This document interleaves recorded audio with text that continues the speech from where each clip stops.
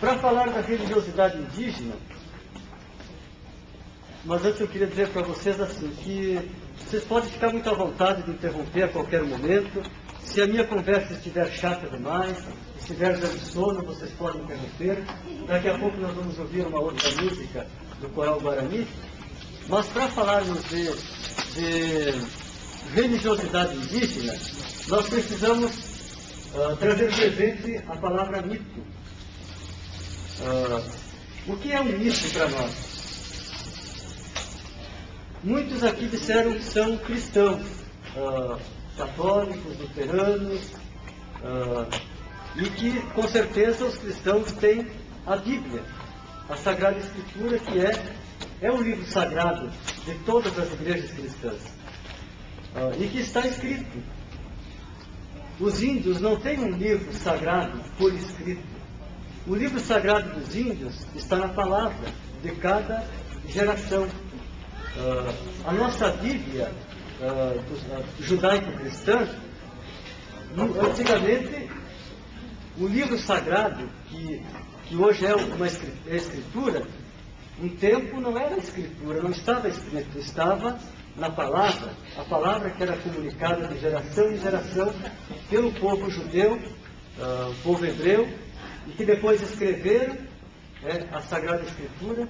No caso dos muçulmanos, também tem um livro sagrado, o Alcorão, mas a grande parte das religiões não tem um livro sagrado escrito. Os índios também não têm uma escritura, mas o livro sagrado dos índios é a palavra, que é comunicado de geração em geração. E isso eles fazem muito bem. Eu estava observando que existe uma intimidade muito grande do adulto com a criança. Se vocês forem numa aldeia indígena, estão convidados para ir lá no Cantagalo, vão perceber que as crianças são cuidadas por todos os adultos. Não apenas o pai e a mãe cuidam dos seus filhos, mas todos os adultos cuidam das crianças. E cuidam comunicando aquilo que eles receberam dos seus antepassados. Eles comunicam no silêncio, na palavra falada ou não, nos gestos, no carinho, no cuidado. Eles comunicam a religiosidade. A fé é comunicada de geração em geração. Muitas vezes, muito mais pelo testemunho do que pela palavra. Então, o livro sagrado dos povos indígenas, não apenas dos Guarani, mas de todos os povos indígenas, é um livro falado, é um livro que está na palavra, que está na comunicação, que acontece de geração em geração, de pai para filho.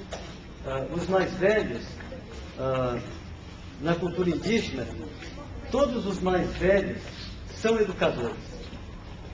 Existem os educadores porque na cultura indígena existe um sistema, um método, um meio de educar.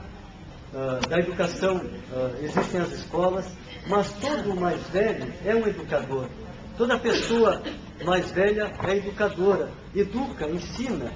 Todo adulto tem a missão de cuidar da criança e tem também a missão de educar, de comunicar os valores, comunicar os princípios religiosos, os princípios humanos. Uma coisa importante, hoje nós temos aqui 2 caciques. O cacique, antes da vinda da vinda dos europeus para o continente, os índios não precisavam ter cacique.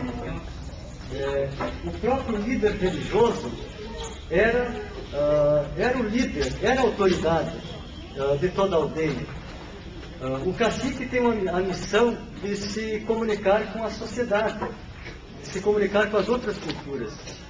Mas, internamente, o líder religioso é quem organiza, é quem consegue coordenar, e de uma forma, consegue coordenar espiritualmente todo o grupo. O líder religioso tem um papel muito importante, nós vamos poder falar melhor depois, mas o papel de dirigir, não com autoritarismo, mas dirigir, fazer com que o grupo, a aldeia, consiga seguir o caminho dos princípios e valores que eles sempre defenderam e sempre acreditaram. De uma forma vulgar, como se fosse algo que não condiz com a realidade. Eu diria assim que o mito não fala diretamente da realidade, mas o mito comunica uma verdade. Então, os povos indígenas têm muitos mitos, muitas histórias que comunicam os valores, os princípios. Eu queria apresentar para vocês esse livro do teólogo Leonardo Boff. Eu acredito que todos conhecem, ouviram falar em Leonardo Boff. E esse livro, O Casamento entre o Céu e a Terra. O Casamento entre o Céu e a Terra é um livro que tem uma coletânea de mitos indígenas, diversos mitos. Até aconselho, é muito importante para quem trabalha no ensino religioso. É claro que os índios não precisam ter um livro escrito com os mitos. Esse livro aqui é para os brancos, para os não índios. É para nós que não vivemos a cultura indígena. É para que nós tenhamos conhecimento da cultura indígena. Mas eles não precisam desse livro. Eles comunicam de pai para filho, como eu disse, de geração em geração. Então esse livro, o mito, esse livro, O Casamento entre o Céu e a Terra, até o título é muito sugestivo, porque mostra a relação da religiosidade indígena, a relação do índio com Deus Criador. Eu tinha preparado aqui duas histórias, dois pequenos mitos para apresentar para vocês. É muito extenso, não vou ler, mas um que eu tinha preparado é Yamandu, o Deus todo escuta.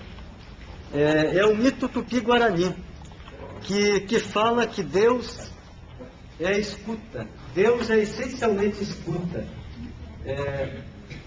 Nós sabemos que Deus fala para nós, Deus nos comunica, mas na cultura indígena, Deus está sempre de prontidão, escutando.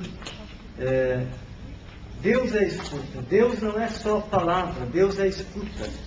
Ele está sempre ouvindo também o nosso silêncio, ouvindo não apenas as pessoas. Deus, o Criador, escuta toda a criação. Tudo que Deus criou, Deus escuta. Como é uma historinha bastante comprida, eu não vou ler agora, mas eu vou ler o mito da Terra Sem Males. Alguém já ouviu falar da Terra Sem Males? Quem ouviu falar da Terra Sem Males? Quer dizer um pouco o que você acredita que é a história da Terra Sem Males? Não? Mas eu vou procurar aqui o texto. Quando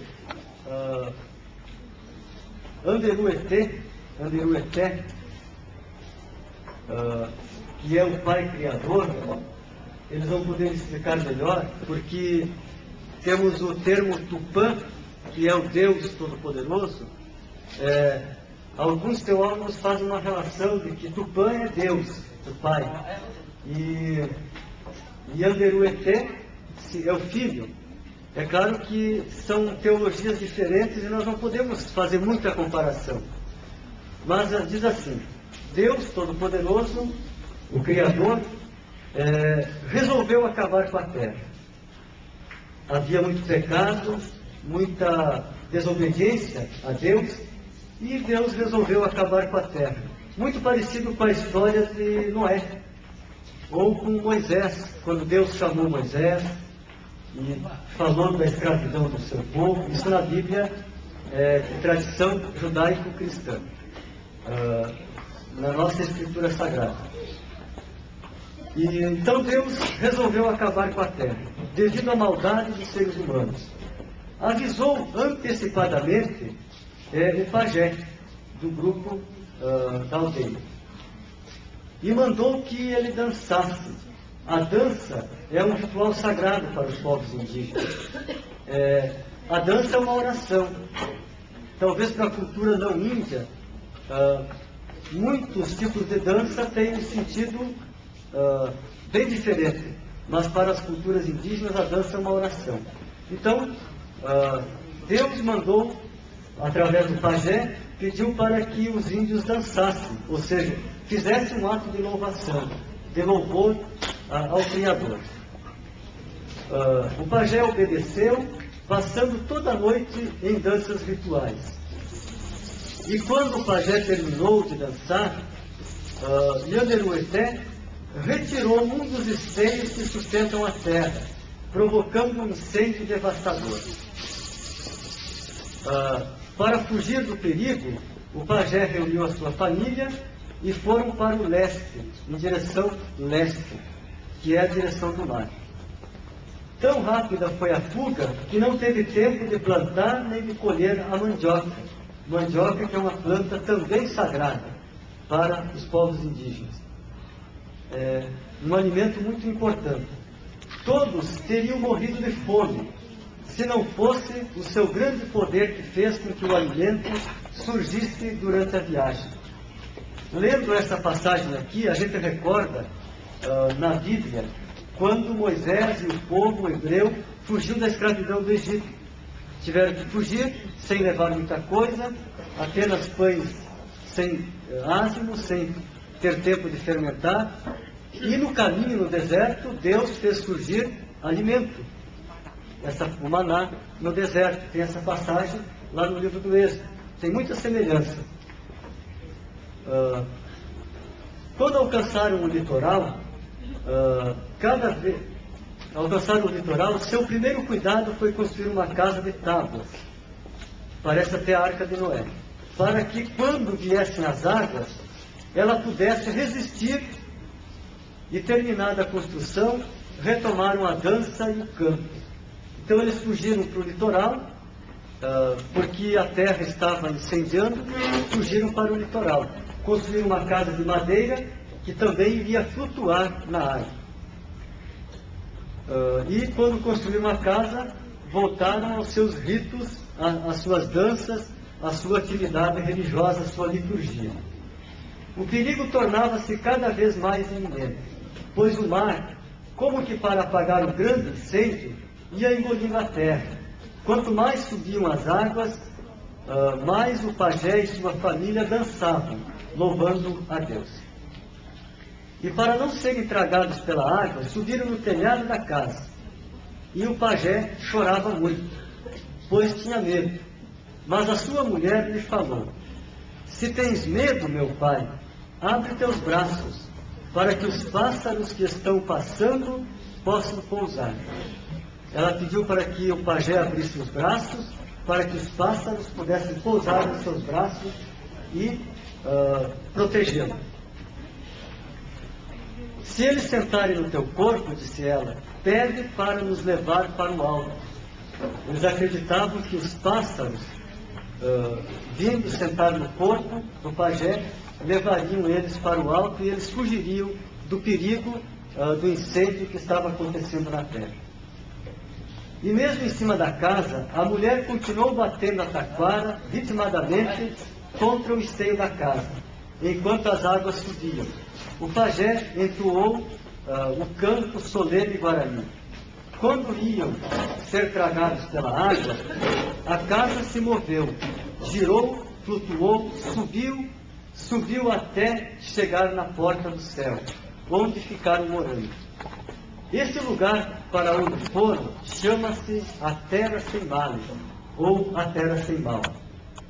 Aí as plantas nascem por si. A mandioca já vem transformada em farinha e a caça chega morta aos pés dos caçadores. As pessoas nesse lugar não envelhecem nem morrem. Aí não há sofrimento. Ou seja, aconteceu esse incêndio na terra, o mar engoliu a terra para apagar o incêndio, o mar levantou o nível do mar e levou a casa deles para a porta do céu. A Terra Sem Males é um lugar, é a porta do céu. Não é o céu, mas é a porta do céu. É um lugar onde todos vivem bem, onde as pessoas não envelhecem. Nós poderíamos fazer muitas análises desse livro, mas assim, algumas análises assim, bem por alto. é muito parecido com a história da Terra Prometida, no caso da Bíblia usada pelos cristãos no Antigo Testamento do povo judeu. É muito parecido, tem muita semelhança. Essa semelhança, não sabemos como é que existe essa semelhança, mas se nós formos ver, todas as religiões têm muita semelhança. Todos os mitos, as religiões têm, o que eu queria dizer da palavra mito, o livro sagrado de muitas religiões é o mito. O mito que a Bíblia judaico-cristã tem muitos mitos. São histórias porque a palavra de Deus é muito forte, a palavra de Deus é muito grande. Como é que um simples mortal vai querer comunicar a palavra de Deus? Então, se eu quiser comunicar a palavra de Deus, que é uma palavra muito maior do que a minha palavra não alcança a palavra de Deus, então eu conto uma história, escrevo uma poesia. Se eu quero falar algo muito importante que eu não sei falar, escrevo uma poesia. Se alguém quiser fazer uma declaração de amor, faz uma poesia. Assim é a palavra de Deus. É uma palavra tão digna, tão grande, que os que comunicaram a palavra, comunicaram através de poesia, através de histórias. E para os povos indígenas, a palavra revelada, a palavra que vem de Deus, é comunicada através dos mitos. Então essa é uma história que foi contada de geração em geração para comunicar a fé no Deus Criador. Essa foi a forma. Através desse mito, os índios Guarani encontraram como forma de comunicar a sua fé, de comunicar a fé de que Deus está atento às manifestações humanas. Parece que o mito mostra a indignação de Deus. Não é que Deus é ruim, é que Deus está olhando para as nossas atitudes. Mas também revela, eu acho que esse mito não quer mostrar a indignação de Deus como pecado humano. O mito quer mostrar que o pecado humano causou problemas para a vida humana. Mas Deus teve compaixão, conduzindo o pajé e sua família até o lugar aonde eles pudessem estarem protegidos.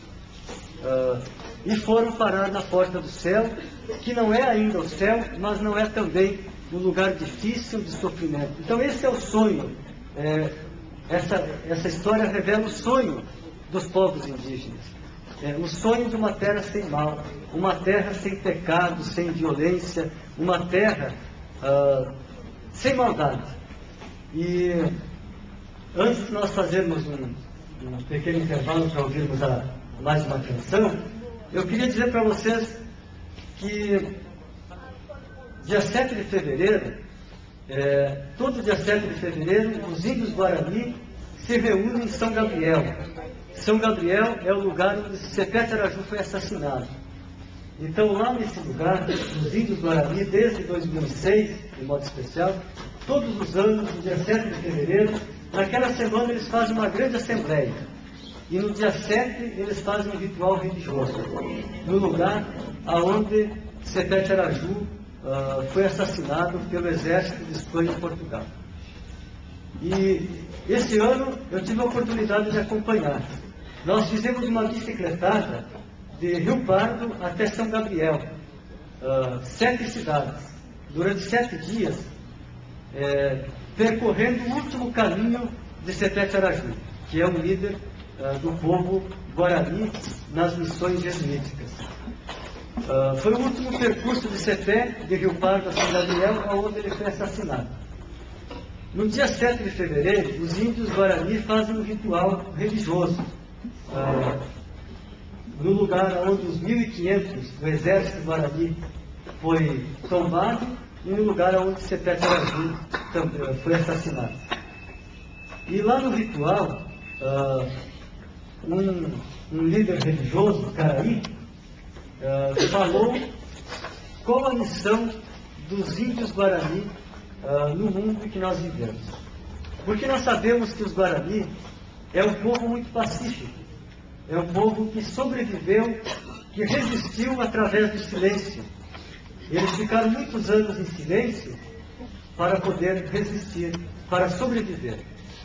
E o pajé disse assim, que a missão dos Guarani, do povo Guarani, é purificar o mundo, é tornar o mundo mais puro. Então eles estavam fazendo aquele ritual religioso com o objetivo de purificar o mundo, de tornar o mundo mais puro, de tornar o mundo mais manso, mais humilde, mais sensível, fazer com que as pessoas sejam mais humanas. E eu acredito que, de fato, é isso que a gente vê no povo Guarani. É um povo silencioso, um povo humilde, que revela as suas fragilidades no dia a dia, que está presente quando a gente passa por um índio. Ele sempre nos comunica alguma coisa, a não ser que o nosso coração esteja endurecido demais, mas sempre quando passamos por um índio, seja no centro da cidade, vendendo seu artesanato, seja lá na sua aldeia, ele sempre nos comunica alguma coisa. E eu tenho a impressão, para mim, cada vez que eu vejo, de modo especial, um Guarani, ele sempre comunica isso. A missão de purificar o mundo que nós vivemos. Porque nós vivemos num mundo muito conturbado, muito difícil. E a presença dos Guarani é uma presença muito simbólica ao nosso redor. É uma presença que nos traz muita coisa, muita simbologia. Aquilo que eu disse antes, no início, a nossa maneira de olhar os índios. Nós estamos perdendo muito, porque não olhamos os índios na sua integridade. Não olhamos, não absorvemos deles tudo o que eles têm para nos comunicar. É uma beleza que está diante de nós, que nós não sabemos. É como se estivéssemos diante de uma flor e não soubéssemos absorver o perfume e a beleza da flor. O povo Guarani está diante de nós, está convivendo conosco, e nós não sabemos receber, acolher o que eles têm para nos comunicar. Então, aquilo que eu quero repetir, desculpe se for muito repetitivo, mas nós temos que mudar o nosso olhar. Olhar os índios de uma outra forma. Depois nós vamos continuar falando sobre esta outra forma que devemos olhar os índios,